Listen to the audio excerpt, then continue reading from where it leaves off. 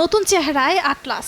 আগের হাইড্রোলিক নয়, এবার সম্পূর্ণ বৈদ্যুতিক রূপে হাজির এই হিউম্যানয়েড রোবট। চলতি বছরেই যুক্তরাষ্ট্রের জর্জিয়ায় হুন্ডাই মোটর গ্রুপের মেটা প্ল্যান্টে শুরু হবে এর পরীক্ষামূলক মিশন। লক্ষ্য বাস্তব কারখানার পরিবেশে আটলাসের ক্ষমতা যাচাই।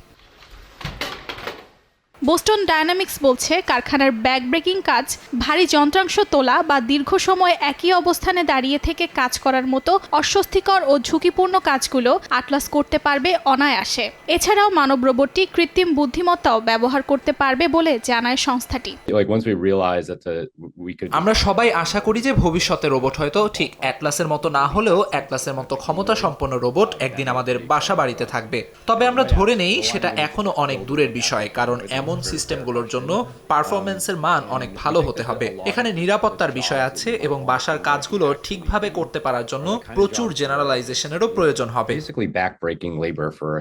তবে কিছুটা চ্যালেঞ্জের সম্মুখীন হচ্ছে রোবট উৎপাদনকারী প্রতিষ্ঠানটি। ব্যাটারি উৎপাদনে ব্যবহৃত বিরল খনিজের সরবরাহে চীনের নিষেধাজ্ঞা রোবট উৎপাদনে বড় বাধা হতে পারে বলছে সংস্থাটি।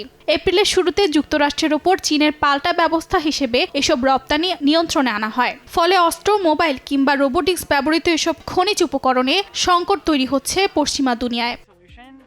অর্জিতা শহীন, সময় সংবাদ।